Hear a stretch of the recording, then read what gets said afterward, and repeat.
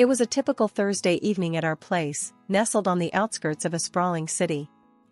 Tom and I had settled into our usual routine, him with a beer in hand, lounging on the couch after a long day at his auto repair shop, and me, Nora, eyes glued to my laptop, tracking the latest stock and cryptocurrency trends.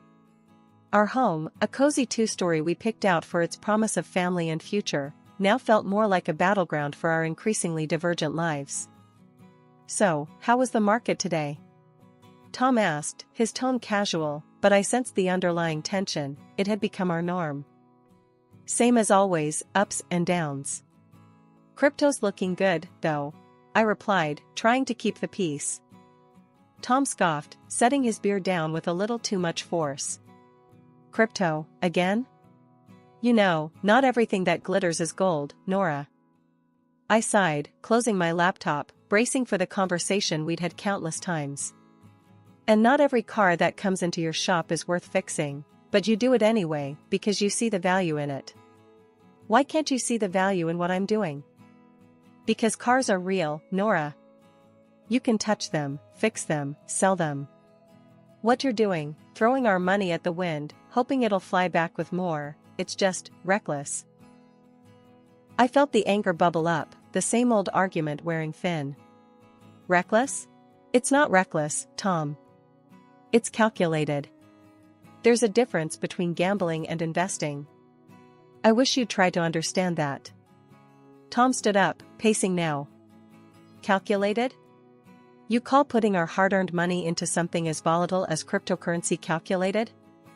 "Yes, I do, because I don't go in blind.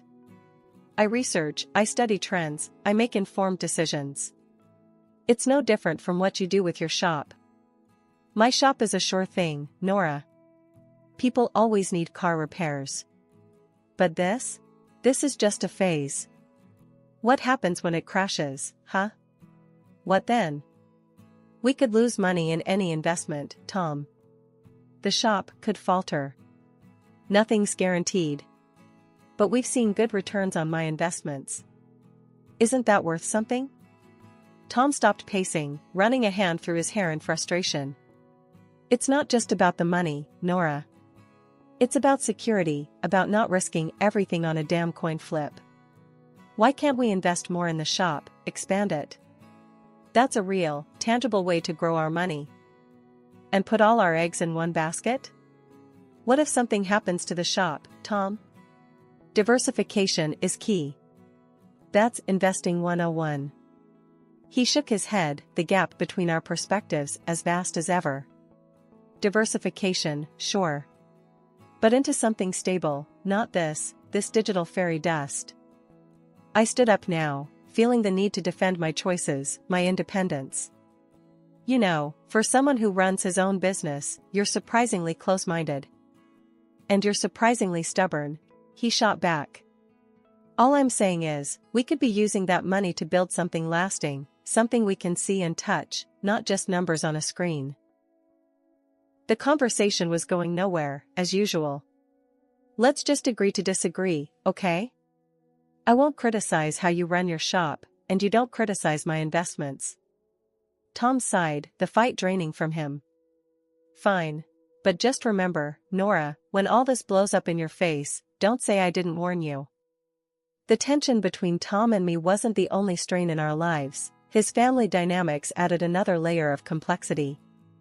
Living close to his parents and sister meant frequent interactions, each one a reminder of our differing views on family and responsibility.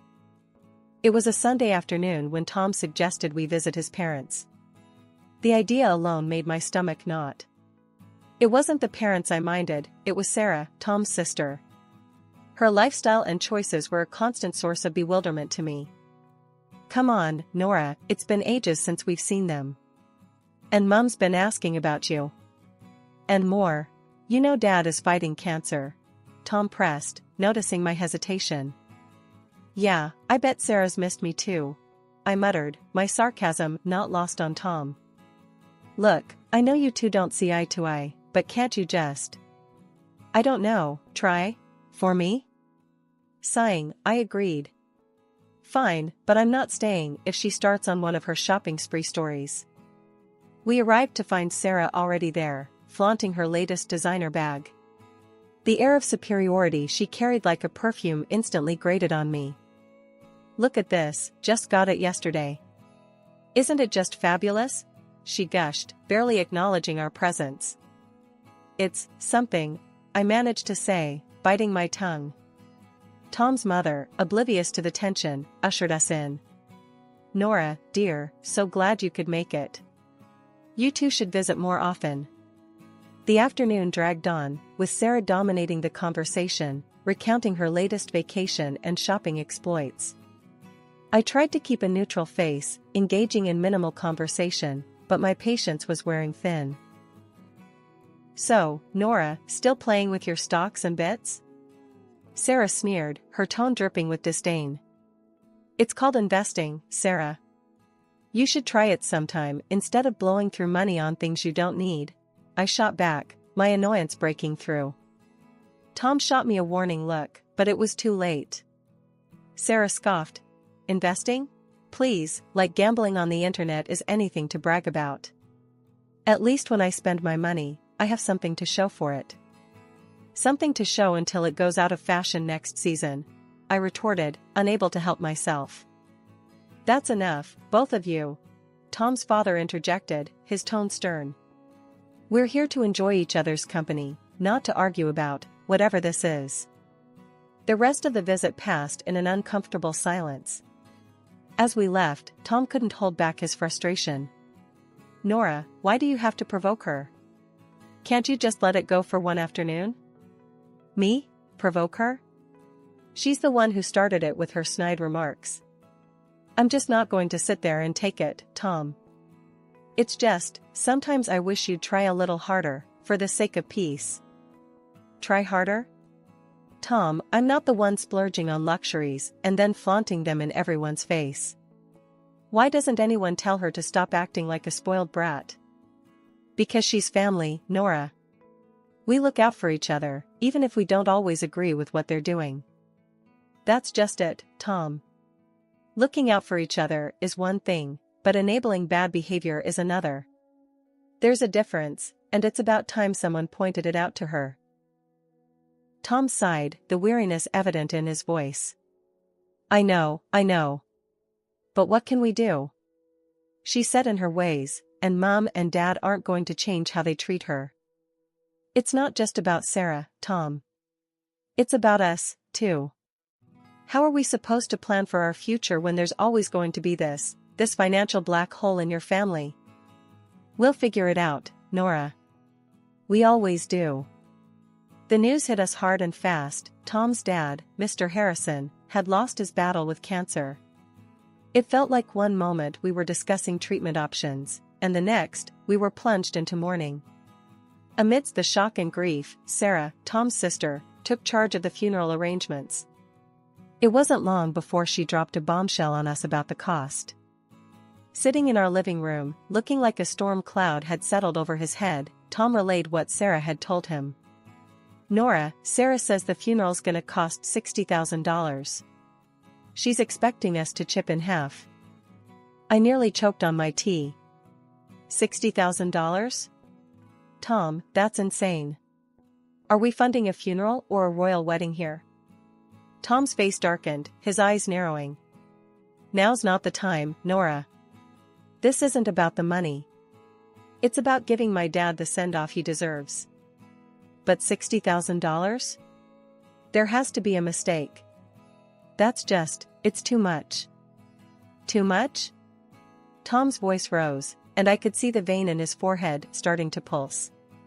My dad has just died, Nora. And here you are, haggling over pennies. What's wrong with you? I flinched at his harshness. I'm not haggling, Tom. I'm just shocked. We never even spent that kind of money on our own house. Tom stood up abruptly, his chair scraping against the floor. You know what? I don't need this. I don't need you telling me what's too much for my own father's funeral. If you can't see past your damn spreadsheets for once, maybe you should just stay out of it. The hurt from his words cut deep, but I swallowed my retort. This was grief talking, not my Tom. I'm sorry, Tom. I'll transfer the $30,000 to Sarah. It's just, this is a lot to process. Tom paced the room, hands buried in his hair, a gesture of frustration I'd come to recognize over the years. Yeah, well, it's not just about the money, Nora. It's about doing right by him. And if that means paying whatever it costs, then so be it. When I confirmed the transfer to Sarah, Tom barely acknowledged it, lost in his own world of grief and anger. The distance between us felt like miles, not the few feet of our living room. Walking into the funeral agency, I felt the weight of the world on my shoulders. The last few days had been a blur of grief and confusion, but nothing could have prepared me for what I was about to learn. I'm here for Mr. Harrison's funeral, I announced to the woman behind the counter, trying to keep my voice steady. She looked up from her computer, her expression apologetic. I'm sorry, ma'am, but you're a day late. Mr. Harrison was cremated yesterday. My heart stopped. What? But, how? I was told the funeral was today. She shook her head gently, her eyes full of sympathy. The family requested to move the date forward. I'm very sorry for your loss and the confusion. I stood there, dumbfounded, my mind racing. How could Tom not tell me? Why was I left in the dark about such a significant change? Fuming, I dialed Tom's number, my fingers shaking with anger and disbelief. Tom, why the hell didn't you tell me the funeral was moved? I just showed up like an idiot, only to find out I missed everything. Tom's voice was cold, detached. Because I didn't think you cared, Nora. All you've done is complain about the costs and question every decision. Why would I think you'd want to be there? Because he was my father-in-law. Because I'm your wife. How could you just exclude me like that? My voice cracked, a mixture of hurt and fury. Well, maybe not for long. He shot back, and I could almost hear the bitterness seeping through the phone.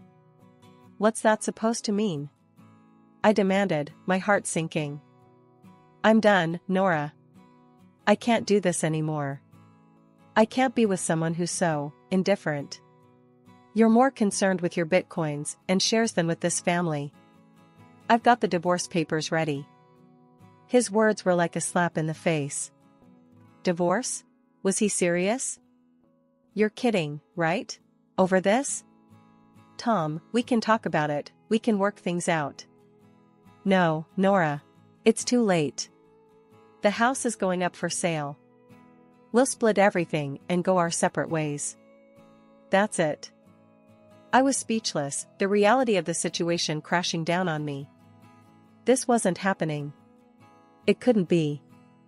Stunned, I wandered back to the parking lot, where I saw Sarah pulling in, driving a brand new luxury car. The sight of it made my blood boil. Nice car, Sarah. Where'd you get the money for this? Inheritance? Her smile didn't reach her eyes as she tossed her hair back. Yeah, something like that. Dad left me a little something. The casual way she mentioned her father, with shopping bags in her hands and not a trace of sadness on her face, was infuriating. A little something, huh? Looks like mourning is treating you pretty well. Sarah's smile faded, replaced by a smirk. Well, we all grieve in our own ways, don't we? Some of us invest in stocks, and some of us in cars. I clenched my fists, the injustice of it all burning inside me. This was all wrong. Tom and I were falling apart, and here was Sarah, benefiting from the chaos. Enjoy the car, Sarah. Looks like it cost a pretty penny. Or should I say, a pretty dollar? She laughed, a hollow sound that echoed in the empty parking lot.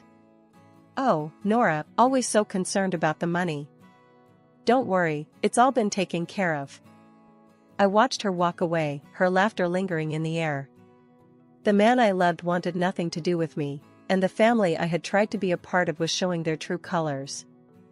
The days following the funeral felt like navigating through a thick fog of disbelief and betrayal. The weight of the divorce papers in my bag felt like carrying a boulder, a constant reminder of my crumbling marriage. But the sight of Sarah's new luxury car planted a seed of suspicion that I couldn't shake off. Determined to get to the bottom of it, I decided to pay a visit to the funeral home, hoping to uncover some answers. Walking into the funeral home, a mix of suspicion and determination fueled my steps. It felt surreal, being here under these circumstances, but I needed answers. The place was quiet, the air filled with a solemnity fitting its purpose. At the reception, I recognized a face from the past: Jackie, a classmate from high school who'd ended up in the most unexpected of places. "Jackie!" I exclaimed, a bit too loudly for the setting. "I didn't know you worked here." She looked up, surprise flickering across her face, before recognition set in. "Nora? Wow, it's been ages. What brings you here? Something I can help with?" I took a deep breath, steeling myself for the conversation ahead. "Yeah, actually. It's about my father-in-law's funeral. I heard it was arranged here." Jackie's expression turned professional, but there was a hint of curiosity in her eyes. "Sure, let me pull up the details. Give me a sec." As she typed away, I fidgeted, the weight of the situation pressing down on me. The moment she found the record, her brows furrowed. "Okay, here it is." The service was pretty standard. Cremation was requested, keeping things on the simpler side. The total came to $5,000. My heart sank. $5,000? But that's not what we were told. We paid $60,000, or at least, we were led to believe that's what it cost. Jackie paused, her face a mask of concern. "That's a huge difference. It was Sarah who handled the arrangements, right? Everything here was billed at $5,000, no more." The pieces were starting to fit together, a picture I didn't want to see. "Can you print me a copy of that bill? I need proof." "Sure thing," Jackie said, her tone sympathetic. She quickly printed out a duplicate of the check and handed it to me. Holding the paper, it felt like a piece of a puzzle that would unravel a bigger deception. "Thanks, Jackie. I've got to sort this out." Armed with the printout from the funeral home, my next stop was confronting the family, particularly Sarah. The air felt heavy as I drove to my mother-in-law's house, where I knew they'd all be gathered, probably discussing the estate and the aftermath of the funeral. My stomach churned with a mix of dread and determination. When I arrived, the house was eerily quiet. I hesitated at the door, gathering my courage before stepping inside. The sound of my footsteps seemed to echo through the hallway, announcing my arrival. In the living room, Tom, Sarah, and my mother-in-law were seated, looking like a picture of mourning that was about to be shattered. My mother-in-law, her eyes shadowed with grief, broke the silence first. "Dear, we missed you yesterday at the funeral. We thought you'd be there." Taking a deep breath, I replied, "I was told it was today." "I'm so sorry for your loss," my voice steady, despite the churn of emotions inside me. I then turned to Tom. "Can we talk? In private?" I hoped to spare his mother any more distress. Tom's response cut through the room. "No secrets here. You're not part of this family anymore, remember?" His words stung, but I pushed on, pulling out the check from the funeral home. "Then explain this to me. The funeral cost $5,000, not the $60,000, Sarah claimed. Where did the rest go?" Tom looked genuinely shocked, turning to Sarah with a bewildered, "What's this about?" Sarah squirmed under our gazes. I needed the money," she finally admitted, her voice small. The revelation seemed to hang in the air until Tom's mom, overhearing, added, "Your father saved for his own farewell. I even gave Sarah $10,000 more to cover everything."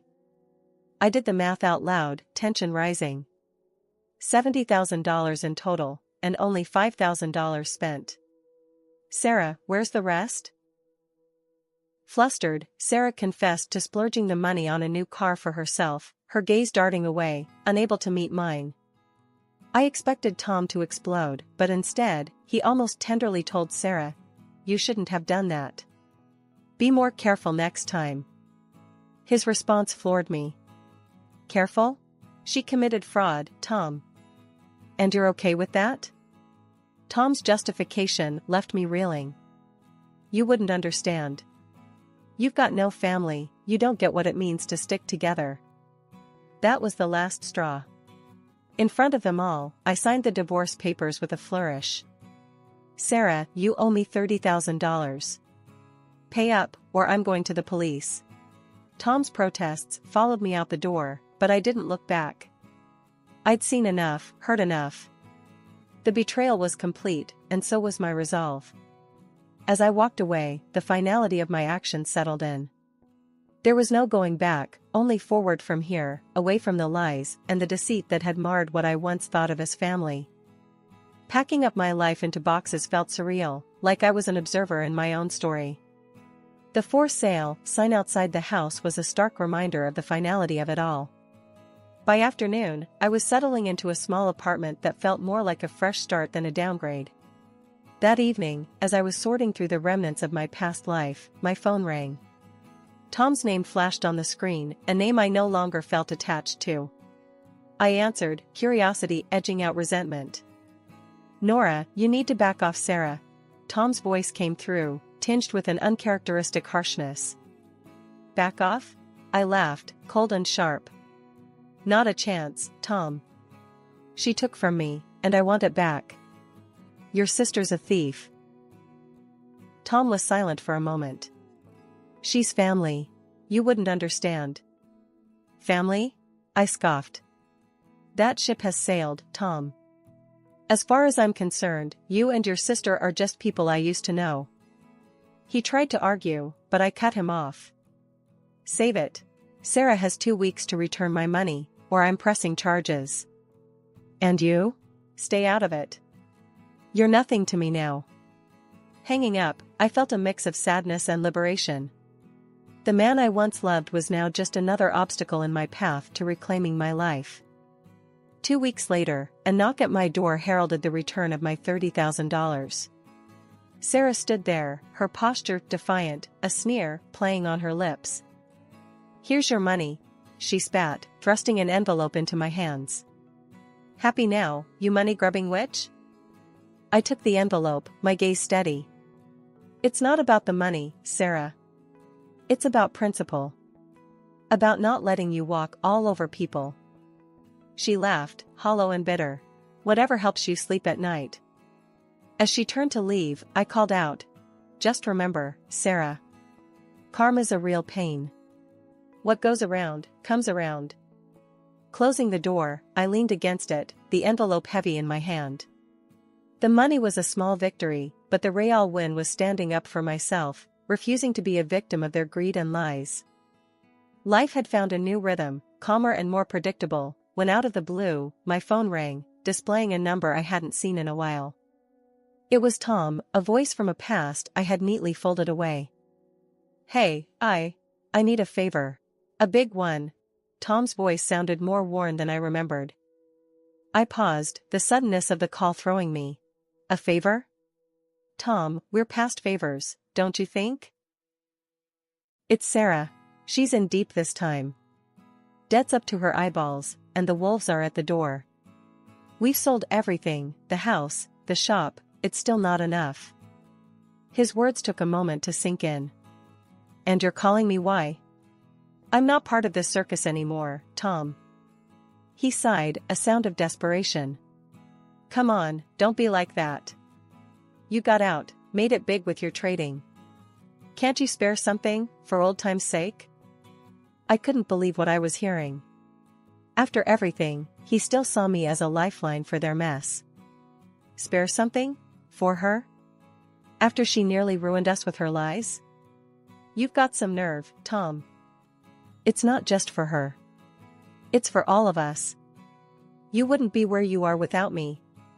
Don't forget that, he countered, his voice edged with bitterness. A laugh, sharp and short, escaped me. Where I am is despite you, not because of you. You think I owe you? That's rich. There was silence on the line, heavy and uncomfortable. So, that's it then? You're going to turn your back on us? Us? There is no us, Tom. There hasn't been for a long time. And as for turning my back, I think you've got me confused with someone who still cares. Hanging up, I felt a mix of emotions. Anger, yes, but also relief. That chapter of my life was truly closed now. Sitting in the living room of my new house, a place I had earned with my sweat and smarts, I realized how far I had come. This was my sanctuary, built not on the shaky grounds of deceit and manipulation, but on my resilience and hard work. All right, everyone's presentations are done. Nick, the manager, said as he tried to move the discussion forward. Excuse me, I haven't. I recently found out something. Nick interrupted me and began to speak. There's apparently someone in this department who didn't graduate high school and is just a part-timer. Meetings should be for employees only.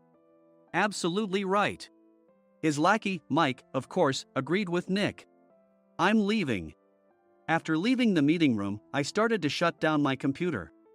I noticed that an email had arrived, not in my personal inbox, but in the company's shared email. Thinking, there's no point in speaking up, no one will listen, I went home quietly. The next day, I heard a commotion from Nick's desk. He was staring at his computer screen, his face pale. Nick? Is something wrong? Mike looked at the screen with him. And he turned even paler than Nick. Why is he so angry? Knowing the reason for Mike's distress, I thought to myself, serves them right. My name is Adam. My mother passed away when I was in the 9th grade, and I was raised by my father. Well, you could hardly call it being raised. After my mother passed, my father changed. He drowned his sorrows in alcohol, and though he still went to work, he squandered our living expenses on horse racing. Because of that, I had to start working part-time as soon as I entered high school. Every month, I went to the convenience store with bills in hand that couldn't be auto-deducted from my father's account. Even though I endured it because I didn't want to be alone, I reached my limit in my second year of high school and dropped out. I found a live-in job at a distant inn. Thank you for everything. The day I left home, my father, still staring at the TV, spoke. Take care. That was our last conversation. Back then, 18 wasn't the age of majority, so I needed my father's permission to work, and I couldn't hide my place of employment. Yet, my father never visited me even once. I kept working just to survive, and before I knew it, I was 42. Years of hard work paid off, and I was transferred to the headquarters. I was thrilled to be recognized by the company, as I thought I'd be working in the field until retirement due to my lack of formal education. Listen up. Our work can change the future of our employees. Don't drag us down. On my first day after the transfer, Nick, dressed in an expensive suit, spoke sternly. There was a reason for this. Our inn was located in a prominent tourist destination, known so well that everyone in the state could sing its commercial jingle. At its peak, we had 5 locations within the state. But that was long ago. Due to financial difficulties and aging facilities, only the place where I had worked for many years and the original establishment remained. I was prepared to lose my job anytime, but now there was a glimmer of hope. With the rise of social media, the tourist area where the inn was located started gaining attention again. Depending on how hard the sales department, where I was transferred, worked, we could either thrive or be forced to give up this prime location to the new hotel chains continuously popping up. For Nick, who had switched careers from another industry to strengthen our sales, this was a battle he couldn't afford to lose. I understood why he had to be strict. I will do my best. Nick sneered at my enthusiastic declaration. Did you not hear what I said? I'm sorry. I thought I was listening carefully. Out of habit from years of customer service, I apologized reflexively, though I had no idea what had offended him. Someone was watching me with a smirk. In this department, there are those who are expected to excel and those who have been shoved here because they have nowhere else to go. You are the latter. It was Mike, the section chief. He's 7 years younger, at 35. But he was called to headquarters much earlier than I was and had been moving around within the headquarters ever since. I'm not jealous, but I can't accept that he's my boss. Graduating from a prestigious university, he has an unusually high pride and caused many problems as a newbie, making things very difficult for me when I was the front desk leader. When I found out Mike was transferred to the sales department a month before me, I was disheartened. Mike is right.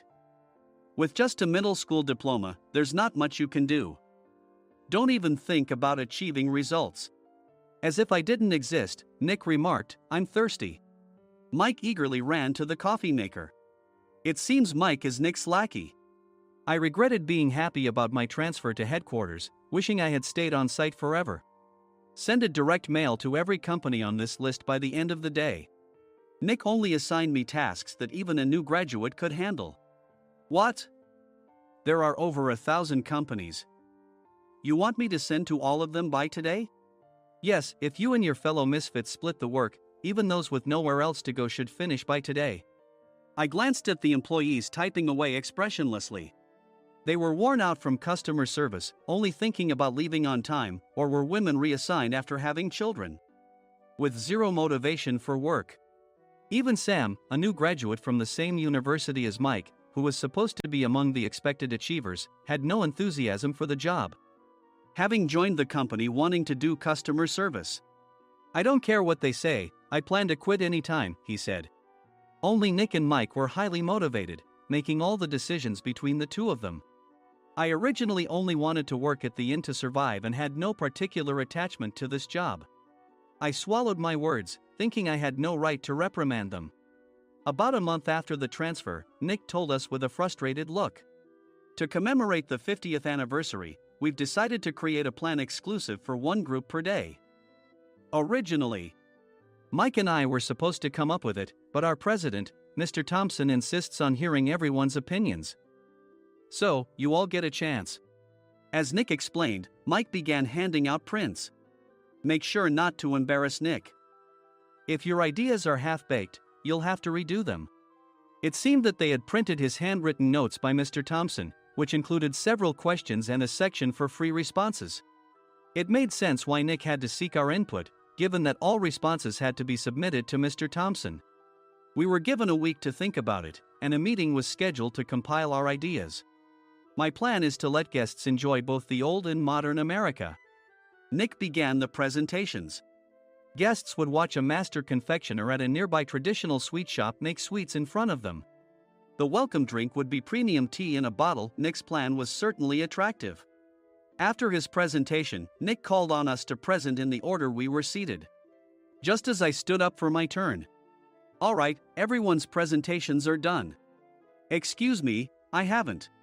I recently found out something. Nick interrupted me. There's someone in this department who didn't graduate high school and is just a part-timer. He was likely talking about me. I joined the company as a part-timer and was made a full-time employee when I turned 20. That was 20 years ago, so Nick and Mike probably had no chance to know until recently. Meetings should be for employees only. Absolutely right. After that, Nick kept creating opportunities to solicit everyone's opinions, purposefully excluding me from speaking. The meeting unexpectedly heated up and went past the scheduled end time. A few people asked to leave, and the discussion continued with the remaining few. Still here? Normally, you'd leave in that situation. Though I had no attachment to the job initially, hearing kind words from customers made me want to make them happier. For someone like me, with nowhere to go, the inn was my home and customer service was my life. I felt pathetic about my current self. I'm leaving. I left the conference room and started shutting down my computer. I noticed an email had arrived, not in my personal inbox, but in the company's shared email. Thinking no one would listen to what I had to say anyway, I quietly went home. The next day, while preparing the DM as instructed, I heard a commotion from Nick's desk. In his haste to stand up, he hit his knee on the desk. He stared at his computer screen, his face pale. Nick! What's wrong?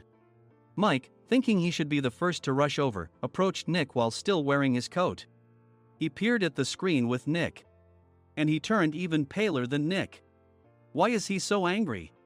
Who is responsible for this company? Nick, more irritated than ever, asked, and Mike answered without checking. Probably Sam. Sam wasn't there because he was attending a morning training session for new hires. Nick gave up on getting angry and returned his gaze to the screen. They were looking at an email that arrived right after the end of the working day yesterday. Apparently, no one, including me, had checked it before leaving. The email was from a large company that used us for their annual employee trips. The president and executives of that company also frequently used our services personally. President of the company, Mr. Mason himself, had declared that neither he nor his company would ever use our services again. Well, some companies cancel their employee trips or stop using our services due to financial struggles. Let's just move on. Mike kept wiping the sweat from his forehead with a handkerchief. Knowing why Mike was so agitated, I quietly watched their interaction. Do you know how much revenue we get from that company? We can find other guests to fill the rooms, but we'll lose the banquet costs, gift shop revenue, rental car fees, and more. Moreover, the gifts were supposed to be prepared by the traditional confectionery shop involved in Nick's proposed plan. If it's known that we incurred such a huge loss at this critical time, Nick's position in the company would be jeopardized. Nick took a deep breath, seemingly trying to calm himself. All right, Mike. Go to New York right now and apologize to Mr. Mason. What? You're coming with me, right? I have urgent work to do. I trust you, which is why I'm entrusting this to you. Please. Mike, believing Nick's sincerity, agreed with a determined look on his face, saying, yes. That's Nick for you. Even if Mike went to apologize, Nick would shift all the blame onto him if the client didn't change their mind. Well, it was Mike's fault to begin with, so it served him right. About 3 hours later, Sam answered a call from somewhere and repeatedly apologized, saying, I'm very sorry. Everyone watched to see what was happening. After ending the call, he informed Nick with a weary tone. When Mike arrived at the client's company, he only made things worse, further infuriating Mr. Mason. He was demanding, get his boss here immediately. It was no wonder Sam was exhausted, dealing with such a call right after returning from training. What is that idiot doing? All right, Adam, you're coming with me. If sacrificing Mike didn't work, then I must be next. Normally, I'd want to refuse at all costs, but I saw an opportunity in this situation. If I can be of assistance, I'd be happy to join you. I obediently followed Nick, and we flew to New York. When we introduced ourselves at the reception, it became clear how serious the situation was, as the receptionist personally escorted us to the president's office. Angry voices leaked through the door, making both Nick and me uneasy. Excuse me. I'm Nick, the supervisor. I understand my subordinate has caused you trouble, and I deeply apologize. Nick, with his experience in the corporate world, knew enough to offer an apology before excuses. However, his customer service skills left much to be desired. I sighed as I saw Mike trembling like a small dog in the corner of the room. What kind of training are you giving your subordinates? Mr. Mason glared at Nick with a red face. The intensity of his gaze made even Nick take a step back. Regrettably, I joined this company only 2 years ago and was unaware of Mike's issues. I should have identified his shortcomings sooner. Indeed. I should have realized sooner. No sensible person would come to apologize and then give a lengthy presentation on the drawbacks of not using their in. Nick froze, his mouth slightly open. Suspecting the worst, I picked up the documents that had fallen to the floor. It seemed Mike hastily prepared these documents on the plane, listing the disadvantages. Disadvantage 1: if you change the venue for the company trip, employees might suspect it's for cost-cutting reasons, leading to a negative impression. Reading it aloud half-jokingly, Nick snatched the papers from my hand and checked the contents with a furious expression. Among the stack of documents was a receipt from a nearby convenience store's copy machine. I felt a pang of dread, hoping he hadn't shown the receipt as well. What do you think he said when I asked what kind of nerve he had to do this? I'm very sorry. Faced with the dire situation, Nick must have thought there was nothing left to do but apologize. In a voice smaller than I'd ever heard from him, he uttered words of apology. He said, I'm a Harvard graduate. I don't believe I said anything wrong. Mike, what have you done?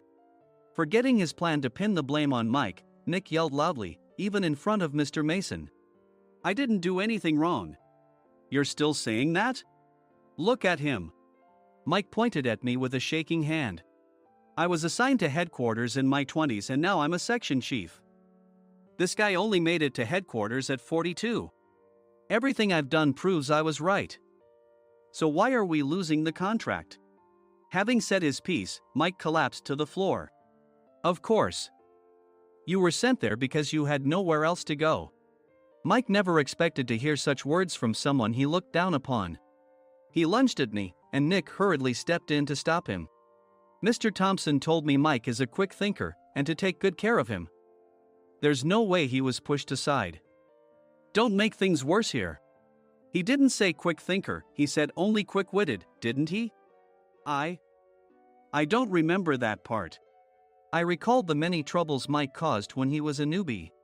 When Mike was on the front line, his pride was so high that he never apologized to customers. Customer service, especially in our job, doesn't work alone. It brings both good and bad situations. If the front staff or housekeepers made mistakes, or the cleaning company didn't properly clean a room, one had to apologize to the customers regardless of personal fault. Mike, in such situations, would never apologize, insisting he wasn't at fault. This often angered customers, and as the front desk leader, I frequently had to apologize on his behalf. He caused complaints and disrupted operations, which is why he was quickly moved to headquarters. In departments where he didn't interact directly with customers, his quick thinking was beneficial and things went well. But it seemed his flaws were starting to show. Corporate reservations are supposed to be entered into the system by the sales representative. But a quick check yesterday revealed that more than 10 items were missing from the client's reservation. The handover document clearly stated what needed to be prepared. Why didn't you enter it into the system? Why do we have to give them special treatment? Filling rooms near the banquet hall, setting up all the food in advance. Specifying the brand of wine, they're too demanding. No wonder he always angered customers, I thought, feeling a headache coming on. Grouping them in rooms near the banquet hall is for our benefit too. It makes it easier for the staff to set up beds and serve breakfast since everyone's schedule is synchronized. As for the other requests, Mr. Mason suggested them to lighten our load.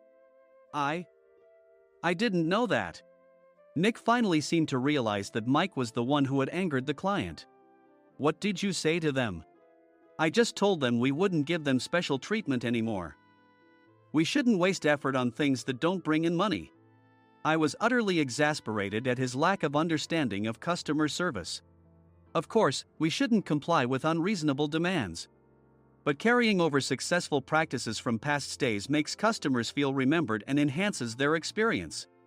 Good memories encourage repeat visits. That's part of our job. I looked down at Mike, who was sitting on the floor.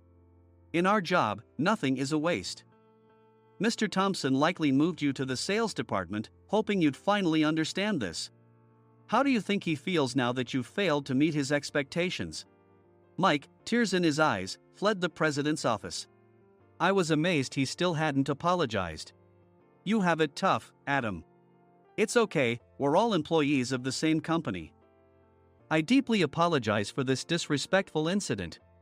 Especially after all the care you've shown us. If it weren't for you, Adam, I really would have stopped staying here. When I heard you were moving to the sales department, I was willing to reconsider if you handled it. Seeing us talk so amicably, Nick's face contorted. Do you two know each other? Adam's service is excellent. I always requested him specifically. Normally, we don't accept specific staff requests, but we made an exception for Mr. Mason, adjusting my shifts accordingly.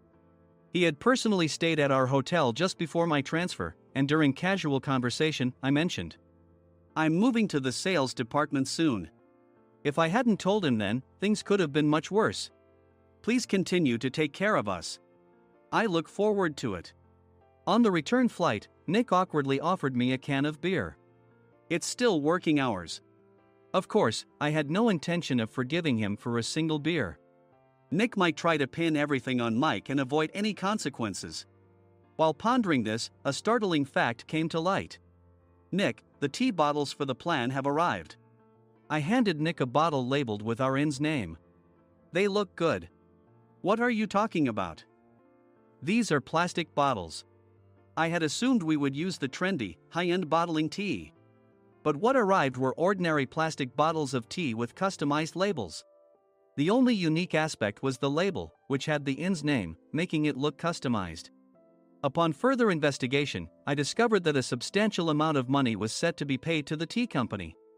It was priced like bottling tea. Does this plastic bottle really cost $100 each? The tea inside is specially blended for us. The extra cost is for that. Wouldn't it be better to use another tea company? Or is there a specific reason we must use this one? As Nick continued to make excuses, I showed him a printed email. I informed the tea company's president, Mr. Mitchell, that we discovered irregular payments and he confessed. He said you two were high school classmates and planned to split the extra money. That idiot. Why did he confess? That's not important. You should worry about yourself, this could turn into a police matter. Opening the bottle cap, I suggested. How about calming down with this tea? It supposedly has a relaxing effect.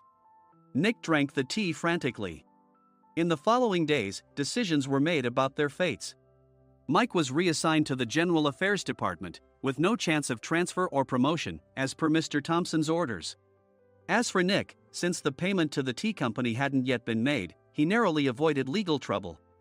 Instead, he was encouraged to leave the company, and to avoid further complications, Nick submitted his resignation. Rumor has it that connections between HR departments have made it difficult for him to find new employment.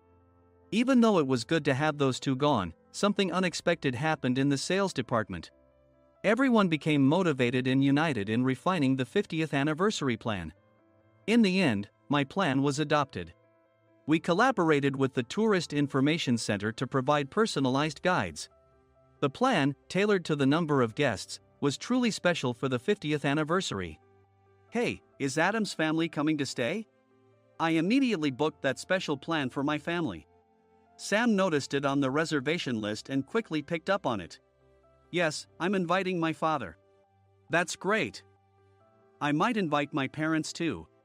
I lacked the courage to face my father just as Adam. But here, with the confidence Mr. Mason praised, I felt ready. The 50th anniversary plan was a perfect opportunity to reconnect with my father. I hoped to bring back the days when we could laugh together as we once did.